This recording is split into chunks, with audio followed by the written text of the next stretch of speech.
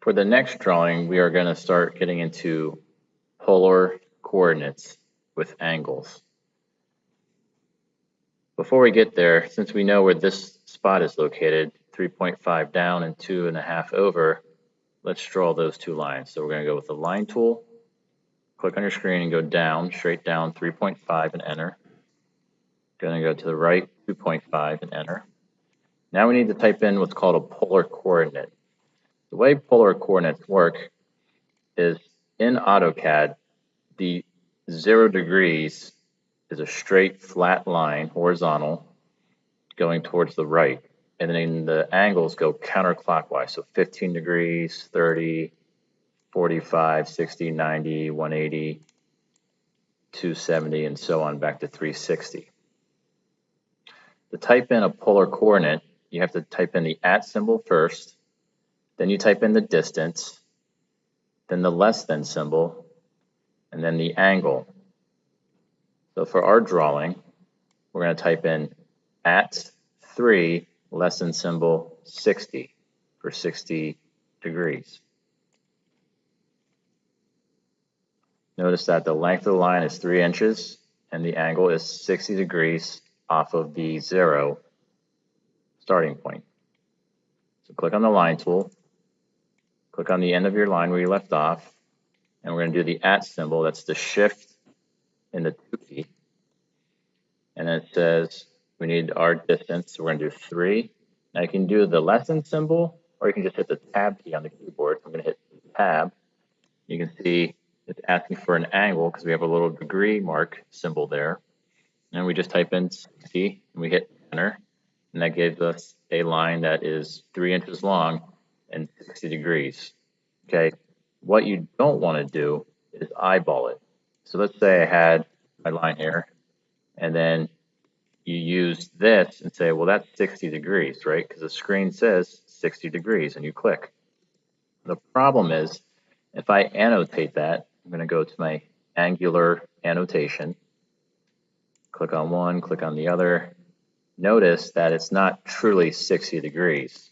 It rounded up. It's 59.9, bunch of numbers, okay? And obviously that can cause some problems. We want to make sure that when we do our angle, that it is 100% 60 degrees, and without any kind of rounding. So you have to use the polar coordinates with the @ symbol 3, tab over 60. Now, to finish this drawing, we don't know the length of this line, but we know it stops at this line. So there's a couple of things we can do. Let's start a line tool. I'm going to hit L and enter for line. Click where we left off. Make sure it snaps with the endpoint. And if we move our mouse up and we hover over the end of the other line and then slowly drag it to the right, you can see that little dash green guideline will actually snap us to where we need to be. So I can click, and that will give me the right length. That's one way to do it. Another way to do it, a little bit easier, but a little bit longer, is to draw a line just straight up past it, hit escape, start a new line from the other side until you run into it, and then we can go to trim and enter and trim off that little extra part. Okay, and there's probably about 5 other ways to do it. Those are the 2 most popular.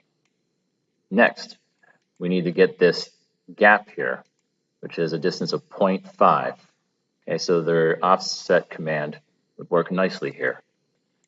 Instead of going up to the offset icon, I'm just going to type in O for offset and hit enter. Specify my distance. We set 0.5 and enter to accept. Select the object. I'm going to click on the object and then click on the screen where I want it to go, that way. Click on the object, click on the way I want it to go, click on the object. And again, this one, it's going all towards the center. Make sure you click and offset all 5 sides. Okay, sometimes people miss this guy there. All right, now we got some trimming. Trim, enter to select all, and trim off all the little pieces. It helps to zoom in so you can get those selected easier. And there you go. Hit the escape key. All right, the last one here, we have two angles. Let's go ahead and click on the line tool.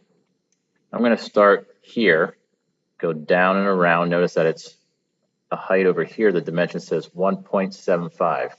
So I can go down 1.5 and enter. Go over 4 inches, that's the distance, and then go back up the same 1.75 and hit escape. Now the tricky part here, I'm going to move this down so I have more room, is getting these angles. Now you can't just type in 61 because remember what I said, 0 starts at the horizontal. So I need to take 61 plus this angle. Well, we know a right angle is 90 degrees. So on the calculator, here's a little calculator icon. We need to take 90 plus the 61 equals 151. So from here, the whole way over to here is 151 degrees. And I could annotate that to kind of show you. It is indeed 151 degrees. I'm going to minimize my calculator. All right, let's start with the line tool. Click where we left off. We're going to do the polar coordinate, so that's the shift and T for the at symbol. So we're going to go at. Now, I don't know the distance of this line, but I can just make something up. I'm going to do 3 again and tab. We see the angle is 151, then enter. Okay, I'm going to hit the escape key to cancel that. The other angle is 119 degrees, but remember, again, we need to know what it is from the 0 location. We need to know what this angle is. Well, then we would just subtract a right angle, or subtract 90 degrees. So with our calculator, clear it, 119 minus 90 equals 29 degrees. Again, I could prove that with the angle dimension, that it is indeed 29 degrees. All right, so let's start a line. Click where we left off. The at symbol, I don't know the distance. I'm going to make it up. Just do 3 and tab. And we said the angle was 29 and hit enter. And that gives us the angle of the line. So now we need to know how tall the part is. Okay. The overall height is 2.5 inches from bottom to top. So what command would be the best to use? The offset command. So O for offset and enter. Specify the distance. We said it was 2.5 and enter. Select the object to offset bottom line, and I want to go up. Now I can just trim. Select all to hit enter.